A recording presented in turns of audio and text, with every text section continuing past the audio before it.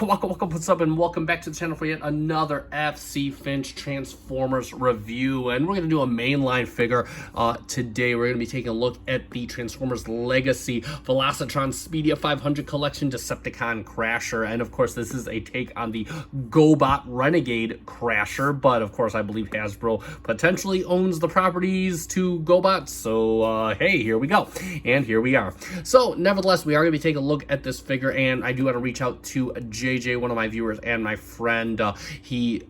I picked these up for him at Ross while on a hunt for the Cosmos from the Legacy Collection. And while I didn't find the Cosmos, he wanted me to pick these up for him, so I'm going to hand these off to him. But he gave me the awesome honor of unboxing, being the first to transform a couple times, and messing around with his new toys. So I get all the new car smell, and huge thanks to him for that. So I did do a formal unboxing earlier today, believe it or not, but we are going to take a quick spin of the box. So again, we got Velocitron Speedia 500, Crasher right up here, nice cartoon shot, Decepticon Crasher, Legacy Transformers, and then of course we got the nice product shot on the side. We got a nice cartoon shot of the 01 race car mode. Ross, you can see the price tag, so now it's actually pretty good value, and Legacy Transformers, and there we go, some nice Cybertronian text on the side, and then of course some product shots of Crasher on the back.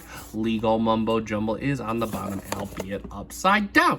And there we go for the box, and let's move right on to Crasher. And Crasher is in vehicle mode. I'm going to bring the camera down, and of course Crasher is a race car from the original. I'm not sure if Crasher is based on any real race car. I'm just not into GoBots that it's about 30 years since I've last seen GoBots, so I do remember Crasher. I remember Renegades and the Guardians, all that stuff. I saw the movie and all that good stuff, but I just never got deep into the collection side of them. But it is a really good looking race car mode, and I believe this is based off of the Mirage War for Cybertron mode.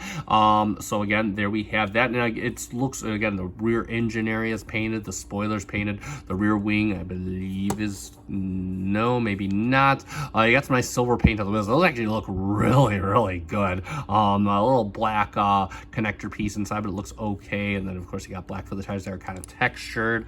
I love the ribs on the front spoiler. That is really good. And you got some nice silver paint for the intake up front. Looks like paint for the 01 up here. Nice silver Decepticon symbol. And if you look at the cockpit, it does have the Formula car controls, which is really cool. It's got the little square D-pad that they kind of use these days. And then of course you got black for the intakes on the side. And if we come to the bottom, this actually looks pretty okay. I kind of love how the frontal suspension is visible up front, just like a real Formula car. And then of course you got like what looks like suspension beams on it. You can see the pelvis area, and then of course you got the faux chest on the side, but it looks really good. And on the back you got some nice engine detail molded in there. Looks really good. Got your engine core, your fan detail right back here, so that looks really good. And we'll do the accessories real quick, since these do have relevance in vehicle mode. So they are both cast in black. You do the nice blaster here. It's got a wing on the back. I believe this is just basically G2 Mirage's blaster. It's a straight up remold of the War for Cybertron Mirage. So no change there, nothing to be accurate about. And then of course you get the cannon, which doesn't mount to the shoulder of Mirage, but then again, you don't need it to. And the cool part is that you can detach the front missile right here, so you can have that look going, and you do kind of get a third weapon. It does have a peg that you can mount in the hand, so there you go for that. We'll talk about these more in the robot mode, but the cool part is you got a peg here and a peg here. So similarly to Shadow Strip, you can almost untransformed it. You can peg these both in. Sorry, I tried to peg in from the wrong side. You can peg these both in, and you can have a I'm taking first place whether you like it or not kind of look. I mean, it looks ridiculous as ever, but I mean, so do most weapons in alt mode. So what do you want? Still something you can do. And of course, one thing I forgot to mention, you can roll it backwards. It will roll very smoothly. So there you go for that. And for a couple quick comparisons, let's bring in with the other Ross purchase. Let's do it with the shadow strip. Of course, you can see how these work out, and they kind of look pretty cool. They're both Formula One racers after all. You can see, have them both race each other, I guess, and there you go for that. And then, of course, we are going to bring in my only other, well, except for Buzzworthy Jazz, we're going to bring in my only other mainline figure, the Studio Series 86 Hot Rod, so you can see how that works out. Of course, Hot Rod, more sleeker than any Formula car. Gotta love those Cybertronian sports cars, but there you can see how that looks, and there we have it for comparisons. All right, so let's get this GoBot look-alike transforming up into her robot mode, and it is a fun and relatively simple transformation, as most mainlines are. So let's get right down to it. Strike a pose, there's nothing to it. First thing you want to do is you're going to unpeg the back engine section. You're going to see everything just kind of goes up on this hinge right up here, just like that. Next up, you can split out the arms just like that, and you can kind of fold the wing back up on itself just like this. And then what you want to do is your arms are going to rotate. They're rotating on a mushroom peg. You just want to rotate them outwards just like this. In the meantime, you can take this back, unpeg it real quick, and you'll flip out the head. Just flip the head upwards right here. It'll kind of snap into place quite firmly, and then you can just plug it in. You got a tab slot connection that goes right back into there, and you just got to kind of finagle it. And then what you want to do is you'll take the tires, you'll flip them out of this hinge right here, and they will go right back into the chest. And lastly but not leastly, what you want to do next is you can bring the arms up kind of like this, and you got a little tab slot. Sorry about that. You got a little tab slot right in there. It's going to tab in right here to the side, just like this, and it kind of snaps in. You can make sure it's nice and symmetrical. Same thing for the other side. Bring it up, bring it down just like that. And lastly but not least, you fold out the hands, and there you basically have the upper body all done for now. We're going to move on to the legs next. And for the legs, what you want to do is you want to bring everything down. You want to bring these two out. They just tab in right here and right here. You just slide them down on one another. And then you can kind of, you'll notice that they kind of tab in right up here. So what you want to do after that is after you have a leg 3, you'll flip one. We'll just do it one leg at a time. You're going to flip it all the way to the inside. And then what you can do next is you can kind of bring these panels are going to come down on this hinge right here. And it kind of feels firm at first, at least mine did. And as you're bringing it down, you can kind of fold down the foot on this hinge right here. Just kind of fold down and kind of bring it out. And then you can kind of bring the leg in just like this. It doesn't really tab in that I could find. So you're just going to kind of leave it like that. And then you could rotate the leg forward just like this, and it's going to be the same thing for this leg. Actually, we'll just do it right on camera, since why not? And we'll just, okay, so you fold this all the way around. You're going to bring this down. As you're bringing it down, you're bringing the foot down just like this, kind of bring the foot out, and you're just going to kind of bring it in just like this, and there we go. And then you could rotate the leg around. And for the last step, you can just you're going to bring the whole torso down on this hinge here to fill up the gap. And that should tab right, yep, it stamps right into place. And like magic, there we have Crasher in her robot mode.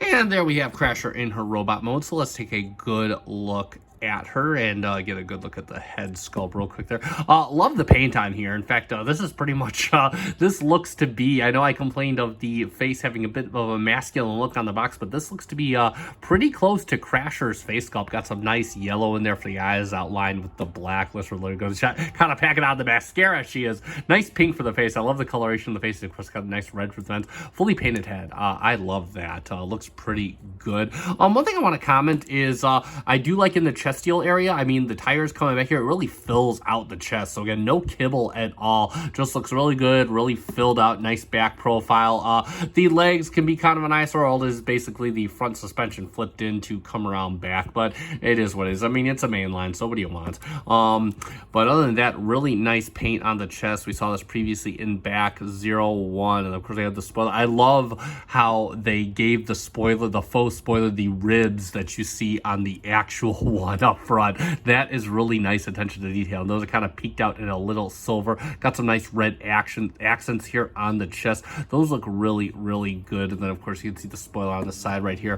Nice paint in for the hands. And then of course you have the hands. They're in just a nice little peg area. And a little bit of waffles on the inside of the legs. And of course I already made a complaint about the legs. And you can see it's basically the front of the car folded in. Feet look really, really good. But overall, yeah, this definitely looks like a really good figure. I actually love the amount of paint used on this figure. So definitely really, really good looking. Now we'll talk about the articulation real quick. The head is on a ball joint. You can't really look up. In fact, this is as much as you're gonna get. You can look down just a little bit. You can spin it all the way around. The arms do come out, and actually the arms feel pretty firm. They do come out about this side, and they go all the way around. These feel pretty firm for sure. Mushroom peg for the bicep does rotate and does a 90-degree rotation on the elbow. The wrist, you can bring it in due to transformation, and that is about it. Move the arms out of, that unpegs. Can do waist rotation.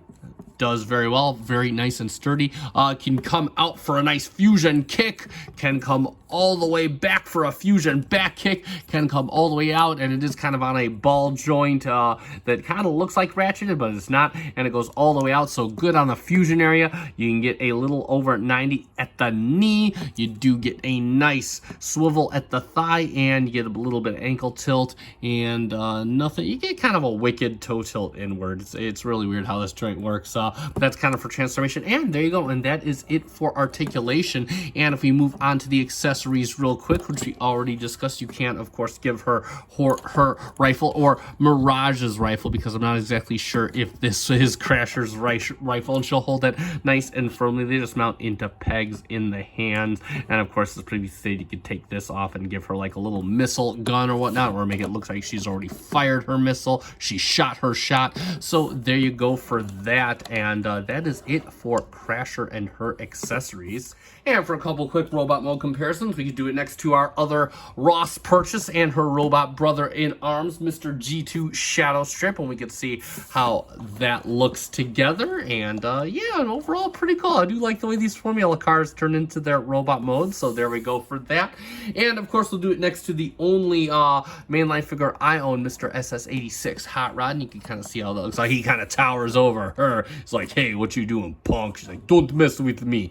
Or I think that was how Crasher sound. I do forget that, but either way, there we go for a quick comparison over there. So pretty cool for that. So let's summarize, and there we have it for the Transformers Legacy Decepticon Crasher, or should we say Renegade Crasher. And yeah, bottom line, if you gotta reuse an older mold, then this is the way to do it, in my opinion. Again, it's a nice, cool, gimmicky take, modern take on an older character from a different franchise. I absolutely think that she wears the mold very well. It's painted beautifully. In fact, one of my biggest surprises with a lot of these mainline figures is just how much paint is used and how good it looks on some of these. Again, I love how the blacks look. I love how the whites look. I think the chest and the face are absolutely gorgeous, so bravo on that. Articulation is great. It's a nice fun figure to mess with. Transformation is fun. It's intuitive. The only thing I don't like is that the legs really don't kind of tab in. They're just kind of loosey-goosey hanging out there, and in my opinion, you know, it's a mainline figure. What do you want?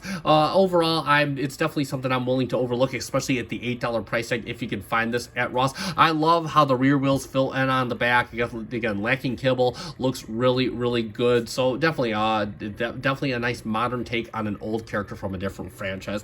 And that being said, that is going to conclude this review. If you do happen to find this at the Ross or wherever, I definitely highly suggest picking this up. It's a fun figure in general, that again, it wears an old mold very well, and especially if you're into cool gimmicky stuff like GoBots and stuff like that, I think this is definitely worth the purchase for the novelty value alone. In fact, when I was texting JJ about this, I said, you know what, it is an older mold. I know that we do need a new mainline Mirage, but if you got to get a use of an older mold, this is the way to do it. So that being said, that will conclude this review. Again, this is fine wherever you can find it in stores. Maybe check Big Bad Toy Store. I'll put a link to Big Bad Toy Store in my